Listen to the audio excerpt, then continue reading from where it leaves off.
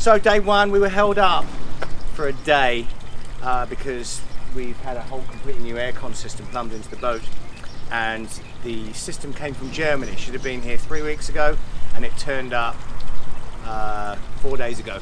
So we've had guys crawling around the boat for 4 days. We were supposed to leave yesterday, 30th of April, but we were pushing it too much, so now we're leaving 1st of May. We've just put 500 gallons of fuel on board, so she's completely full. Today's run is to Port Canaveral, home of NASA, and it is, I think, about 185 miles from here, straight north. Weather conditions are perfect. The sea's completely flat. We've got really low wind, so we're going to run hard, probably around 28 knots the whole way up, coming out of Fallover. If there's anything interesting, then I will be just turning the camera on, so you'll catch it in the next part of the video. If we see any sharks, if we see any dolphins, I'll pick that up. So it's worth watching different segments, and of course we've got the time-lapse camera over there, so that's going to be running. We may be able to get the drone up, get some really good shots with the drone, and this is the first part of our trip, and a bit of a sort of run-in to see how things are working, how systems run, if we've got any problems, which will give us the opportunity at Port Canaveral to fix it. Anyway, and we're going to have a really lovely ride.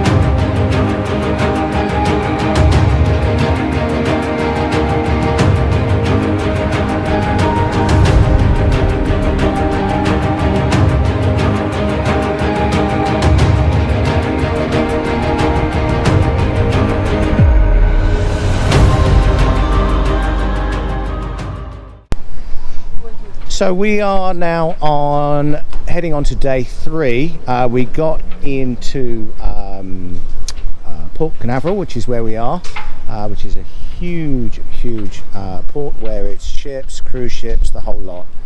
Lots of nice little marinas here. We lost the marina that we were going to be in because we were a day held up with certain issues, air conditioning, autopilot, all sorts of stuff, and we put the boat back together, and we managed to get out of Dodge, and we got in last night at about 5 o'clock. Today we've been to Kennedy Space Center. If you've never been, it's absolutely fantastic, which is literally just around past the headland, so it was like a half an hour cab ride. So we spent the day looking at awesome spaceships and hearing about awesome people. It's just a great place, totally recommend it. This is also, it's quite a big fishing port, so there's a lot of fishing boats in here. Anyway, the boat's in great shape. We've done a lot of maintenance today. I'm going to take you on board in a minute. You're going to meet the guys that are on for this leg and who they are, that kind of stuff. Yeah, no, it's lovely. The only bad side that we ended up with, so this slip that we were able to get was only 16 foot wide between two pylons covered in barnacles. So I had sort of 6 inches either side to be able to back in. But we've been in that a few times, and it's been great fun. We went out tonight, we took the boat out, we had to calibrate the autopilot, the new autopilot. Well, it wasn't new, it just kind of froze and did horrible things when I was doing software updates, which I can tell you about if you want. If someone says in the comments, tell me what not to do with Raymarine Evolution autopilots and updates, because you'll have to get a new EV unit. Anyway, so this is after our night out or dinner out, so we got fuel, put more fuel in the boat, so we're now back up to 500 gallons.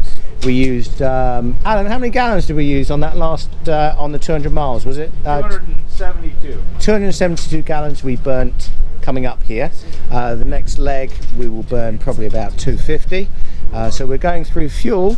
That I can certainly tell you, this is not soft on the on your wallet, but it's so far totally worth it. We've literally been sorting out the aftermath of problems with the boat, or not problems so much. One of the things, the aircon, we've gone from 2 old-fashioned compressors to 3 independent units, and we've got 1 main unit, and if that decides that's nice and it's up to temperature, it shuts down the pump and everything goes into full. So we have to keep that cabin slightly warmer and always working than the other ones. Anyway, so I'm going to start with Alan. Alan is my co-skipper for the entire trip.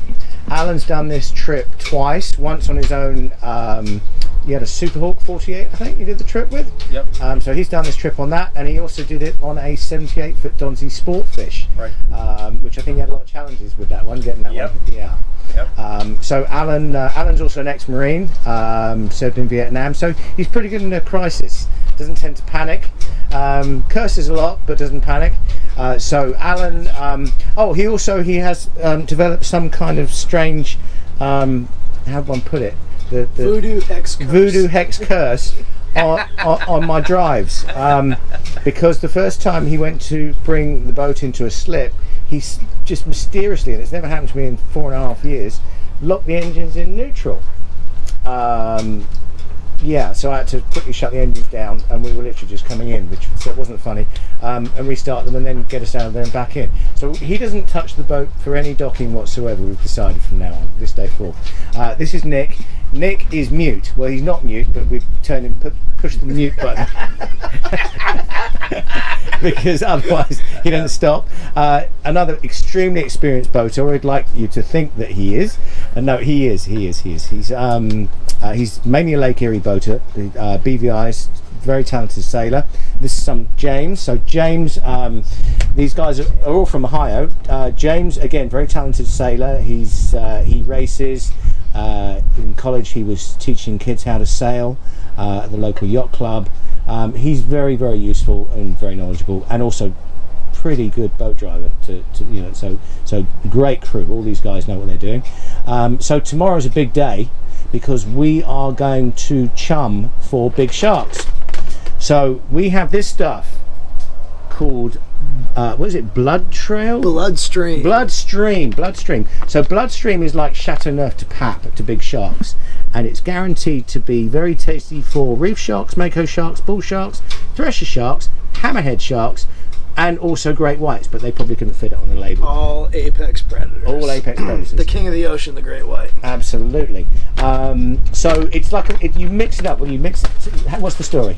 So you mix it up and you put it in one of these mesh bags, and it's like kind of like a dough, and it lasts for about 6 hours. You trail it behind the boat, and it leaves a slick of oily chum as you go. And sharks hunt by scent, so they sense this blood in the water, and they follow the trail, hopefully to the stern of the boat where we can get a view of them. And I think I'm going to add to that, not to the stern of the boat, because tiger sharks and great whites are known to be very bitey around boats. Hopefully not quite to the stern of the boat, but close enough that we can see. Yeah, we're going to run this chum bag.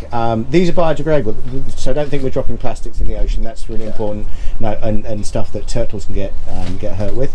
No, we are using biodegradable products that just dissipate after a few hours and just fall apart, and that's it, melt away. And we're going to trail that, I would say, a good 40 feet behind the boat, and also be ready to cut it loose should anything get a little bit bitey, because I don't really want my bathing platform chewed on.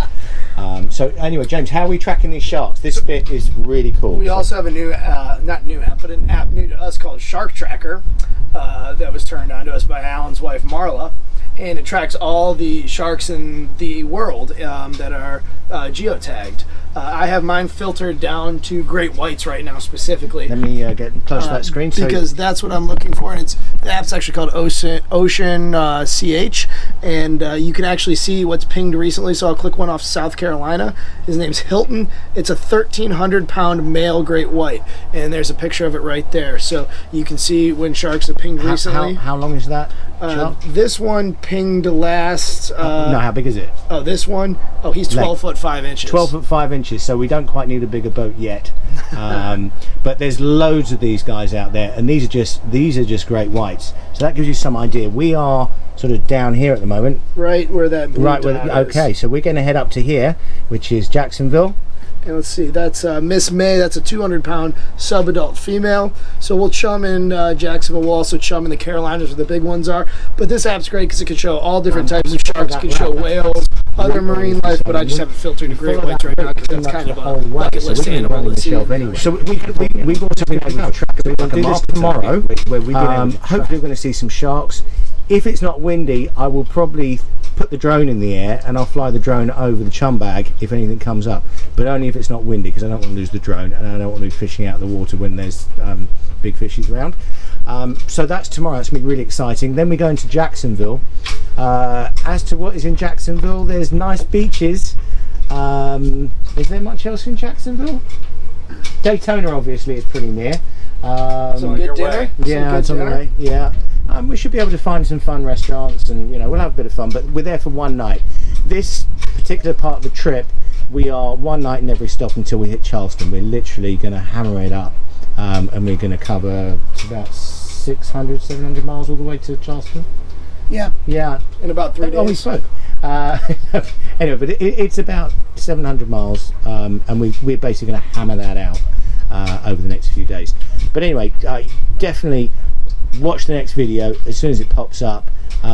If there's anything that comes up, I'll be going live on my Facebook, British Boat Guy Facebook anyway. So, and there's a number of magazines and stuff that's covering this, so they're going to have their stuff on their sites as well. So if you want to know any of those Facebook resources to follow us, you can also we have an AIS beacon on this boat.